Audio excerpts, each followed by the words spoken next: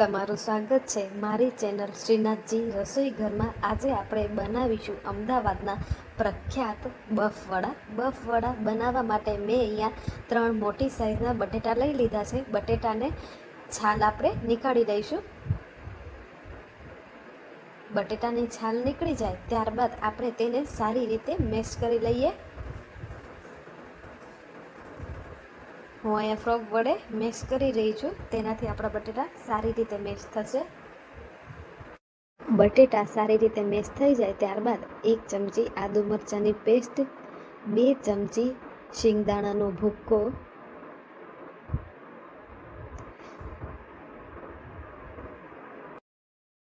1 ચમચી સૂકી દ્રાક્ષ, 1 ચમચી ફરાળી મીઠું, 1 ચમચી વરિયાળી,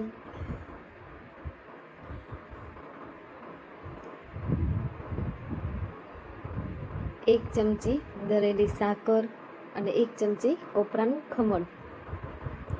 ત્યારબાદ તેમાં શેકેલા તલ એડ કરીશું અને લીંબુનો રસ એડ કરીશું। લીલા ધાણા નાખી અને આપણે મિશ્રણને સારી રીતે મિક્સ કરી લઈએ। ત્યારબાદ તેમાં આપણે સિંગોડાનો લોટ એડ કરીશું। સિંગોડાનો લોટ એડ કર્યા બાદ સારી રીતે મિક્સ કરી અને વડા પ્રિપેર કરી લઈએ। તમે જોઈ શકો છો એક એક કરતાં મેં બધા જ વડાને પ્રિપેર કરી લીધા છે। હવે આપણે ગેસ ઉપર એક કઢાઈ મૂકીશું, તેની અંદર તેલ એડ કરી અને આપણે આપણા વડાને તળી લઈશું। વડા તરતી વખતે આપણે ગેસની ફ્લેમને મીડિયમ જ રાખવાની છે। જો ગેસની ફ્લેમ ફૂલ હશે તો આપણા વડા ઉપરથી ગોલ્ડન બ્રાઉન થઈ જશે અને અંદરથી કાચા જ રહેશે। આપણે વડાને તેલમાં એડ કરીએ છીએ તો તે છૂટા પણ નથી પડતા અને બજાર કરતાં ઓછા ખર્ચમાં આપણા ફરાળી બફ વડા બની અને તૈયાર થઈ જાય છે।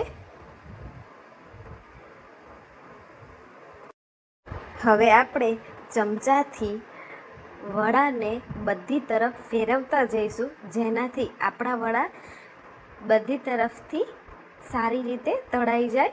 તમે જોઈ શકો છો આપણે આવા જ ગોલ્ડન બ્રાઉન આપણા વડા કરવાના છે। આપણા વડા તૈયાર છે તળાઈને, તેને હવે આપણે પ્લેટિંગ કરી લઈએ। એકદમ ટેસ્ટી અને ક્રિસ્પી બફ વડા બની અને તૈયાર છે। ગરમા ગરમ સર્વ કરો અને એન્જોય કરો। આ બફ વડા સાથે તમારે બીજી કોઈ પણ એક્સ્ટ્રા ચટણીની જરૂર નથી પડતી। દહીં સાથે પણ બહુ જ ખાવામાં ટેસ્ટી લાગે છે।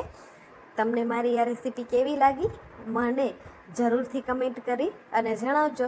આજ માટે બસ આટલું જ। ફરી મળીએ બીજા વિડીયોમાં। સૌને જય શ્રી કૃષ્ણ।